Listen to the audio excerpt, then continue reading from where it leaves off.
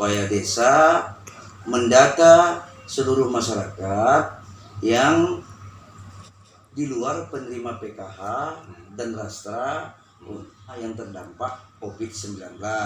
Maaf kata, misalnya dia pekerja harian lepas yang selama ini dia bisa mengumumkan pobon tualak, onda bemanduris, atau supir angkot memang pendapatannya ada, cuman menurun kan penumpang, atau hal lain lah, apakah termasuk juga masyarakat kita yang disabilitas, ya kan.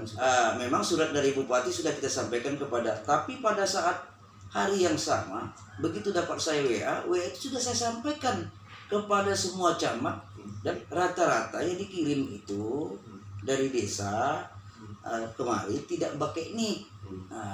Padahal surat dari Pak Gubernur itu sudah jelas, my name, my address, dan pakai nik. Jadi banyak yang masuk. Sampailah waktu itu Bang, hari Jumat close, hari Jumat tanggal berapa saya lupa, close, tutup jam 2, diteken Bupati pas jam 12 itu, jam 12 mau Jumat. Baru yang masuk data 1.882 orang masyarakat dari 9 desa yang memakai nik. Pokoknya lengkap lah, yang masuk banyak. Tapi yang lengkap datanya yang bisa kita kirimkan ke gubernur cuma 1.800 sekian.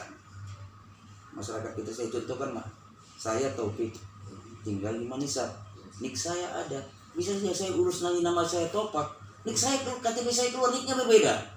Saya nggak salahkan orang. Sudah itu memang banyak kepala desa. Seharusnya kan kepala desa itu menyimpan fotokopi kartu keluarga penduduk dia. Jadi setiap ada nggak perlu dia mendata lagi seharusnya. Kayak kami, bukan aku ngapain, kayak kami di Medan itu Bang, jangankan di kantor lurah, di Kepling saja nih kartu penduduk kita harus ada di rumah Kepling. Di sini kan kita sumber daya manusianya. Semalam saya memang ke DPR, tapi tidak konteks saya selaku anggota TAPD. Bang Erwin nanya sama saya, kendala apa? Kendala tidak ada, hanya masalah kepala desa dan lurah yang tidak membuat masalah. Harus mereka buat musyawarah desa atau kelurahan. Musyawarah mereka kegiatan cukup satu, mendata keluarga miskin kita. Kalau dulu penerima PKH dia kaya, dia keluarkan. Yang hadir BPD, Babinsa, libatkan semua unsur yang ada desa. Dan aku sombong Bang, begitu aku dilantik jadi kadis sosial tahun 2017, itu sudah kita surati berapa kali. Jadi saya tanya sama kepala desa yang bertepatan kawan kita, kok kenapa gak buat musyawarah desa? Darau Bang ya. Nah, lepaskan parkahan gion, na TS kuna, itu nggak boleh. Lantaran dalam peraturan Menteri Sosial ada namanya tepat sasaran dan ada juga tepat data. Kalian manipulasi data, kalian bisa masuk. Ulang, dan nggak coba-coba nggak boleh. Lantaran dalam peraturan Menteri Sosial ada namanya tepat sasaran dan ada juga tepat data. Kalian manipulasi data, kalian bisa masuk. Ulang, dan nggak coba-coba nggak boleh. Nah inilah dengan surat ini, dan sekarang kan sekarang Menteri Desa tertinggal juga akan memberikan bantuan dana bantuan langsung tunai yang bersumber dari dana desa yang diwajibkan kepada desa untuk melaksanakan musyawarah desa. Dan nanti dana desa itu dipotong 20-30% untuk pembagian BLT, bantuan langsung tunai, 600.000 kali 3 bulan. Dan ini harus dilakukan orang itu. Semalam sudah kami ikut rapat, kami minta itu kalau memang ada kemauan kepala desa 2 hari selesai. Kan hanya cukup musyawarah, dia yang tahu kan warga dia siapa. Tapi ikutlah unsur BPD, ikut Babin Kantipmas, ikut Babinsa, apa yang dianggap di situ, apakah tokoh masyarakat ulama yang dianggapnya mengerti. Misalnya kan kayak kita lah di Banjarsihat, kan kita tahu siapa yang miskin di situ. Kalau kita sudah oke lah lurah lantaran luasnya, kepala dusunnya kita bagi dia, ingatan dia di otaknya pasti ingat dia siapa. Dari Pak Gubernur sudah kita tidak lanjuti, dan memang sampai sekarang kami tidak close Bang, walaupun Gubernur sudah close. Asal yang ada nicknya kami masukkan ke Intri Data, kami kirimkan ke Menteri Sosial. Sampai saat ini kami terima tidak ada kendala. Cuman masyarakat kita yang mengirimkan data itu tadi, kita nggak tahu apakah memang unsur sengaja kepala desa ini membuat nih. 2015 kita ada pendataan dari BPS masalah data miskin.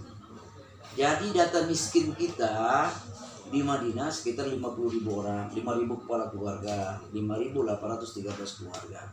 Yang menerima PKH 18.100, kita nggak sampai 100, 800, 805 paket sembako 24.000. Jadi penerima paket sembako ini atau rastra dulu namanya, pasti penerima belum tentu penerima PKH. Tapi kalau penerima PKH pasti dia penerima rastra. Jadi jumlah DTKS kita 50.000 sekian, penerima bantuan sosial kita jadi cuma 24.000. Ada 25.000 lagi dia masuk DTKS Bang, daftar keluarga sejahtera tapi tidak penerima bantuan. Itu yang jadi persoalannya sering-sering kemarin itu. Aku miskin, tapi aku nggak dapat apa-apa.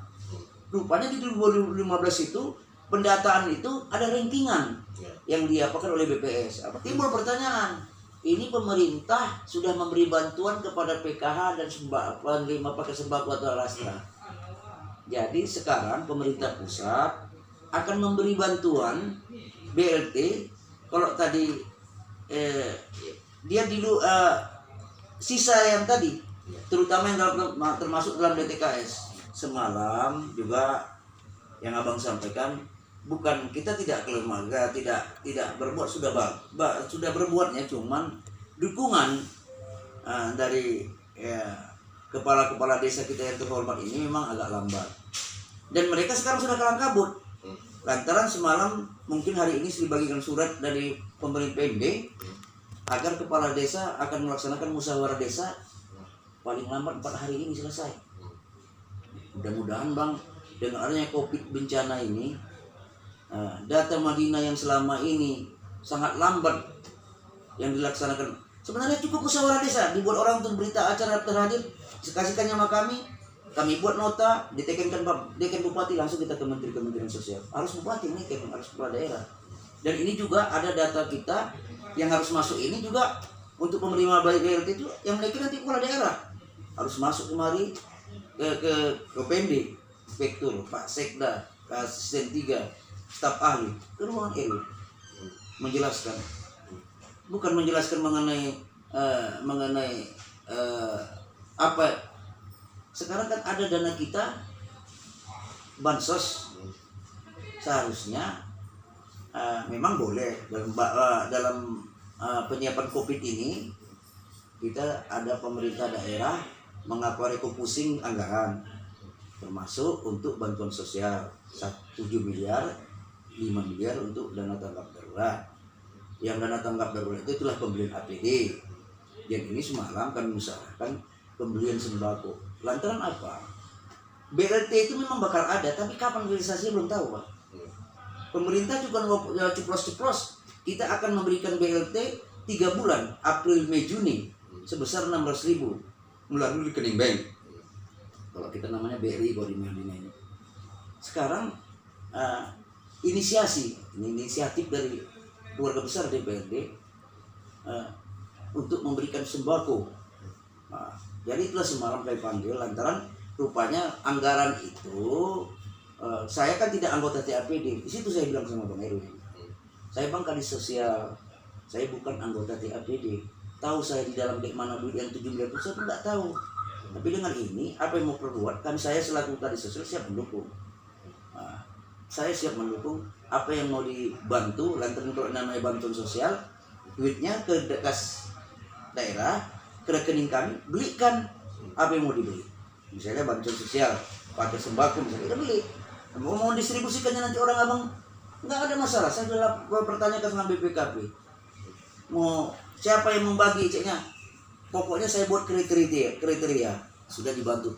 Saya hitung-hitung APBN membantu untuk itu 47 miliar dibantunya Mandiri United dari APBN. Sisanya APBD provinsi, dan pemerintah menyarankan kepada pemerintah daerah, ya boleh, welcome, apa yang mau dibantu kan dia kepala daerah yang tahu untuk daerah dia, apakah mau berbentuk BLT, apakah paket sembako. Lantaran kalau kita hitung 7 miliar Bang, 7 miliar dibagikan paket apa namanya BLT 600.000 mana cukup.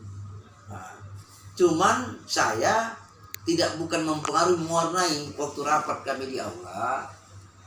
Saya menyampaikan kepada Pak Sekda, Pak, jujur saya sampaikan, ini ide saya, wacana saya. Kalau dana desa kan sudah ada di masyarakat desa, kan sudah ada dana desa. Bagaimana masyarakat kelurahan kita yang 27 ini? Jadi timbullah. Jadi maksud saya, lantaran pemerintah tidak ada, memang disilakan membagi sembako juga boleh, tapi mereka menganjurkan berbentuk langsung tunai 600.000. Apalah salahnya kita bantu? Kita hitung aja paling banyak 10.000 kepala keluarga yang ada di 27 kelurahan ini. Nah, aku hitung berapa duitnya? 6 miliar kali 3. Kan kalau 16.000 kan 6 miliar itu kalau 10.000. Tapi kan nanti data dari kelurahan kita minta.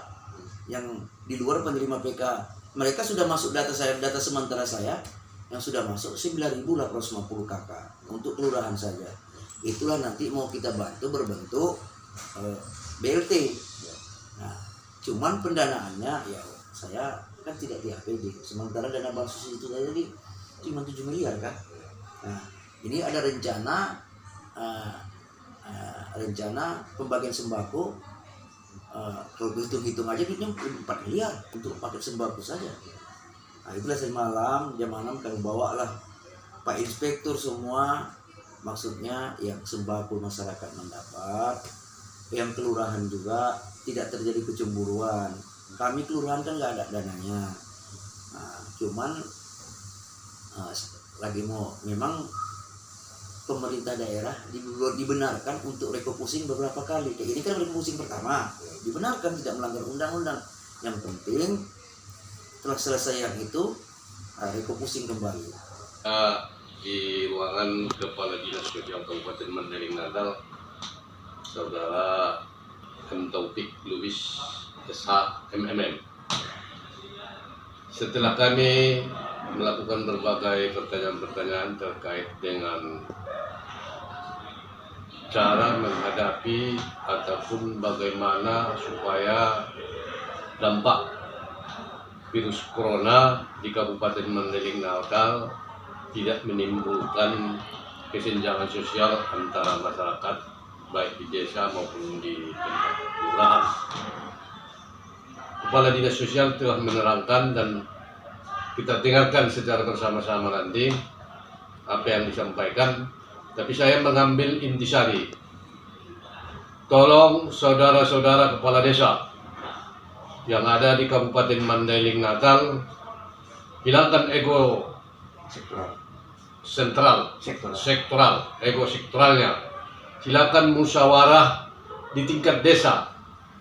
Tentukan siapa masyarakatnya yang harus menerima bantuan dampak virus corona ini. Jangan sampai ada nanti si penerima adalah orang-orang yang betul-betul mapan. Dan juga menghimbau kepada kepala desa untuk menyampaikan data-data tersebut secara langsung, baik melalui camat maupun melalui kepala dinas, agar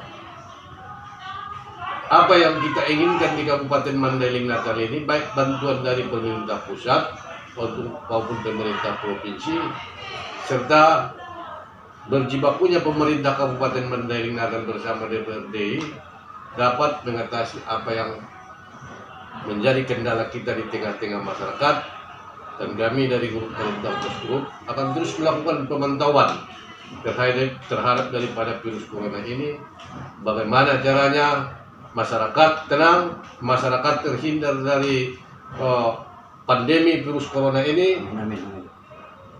Jadi kita harus secara bersama-sama, bersama kita, serta ayolah menjadikan virus corona ini sebagai musuh bersama. Demikian yang dapat kami sampaikan. Kami dari Malintang Pos mengundurkan diri.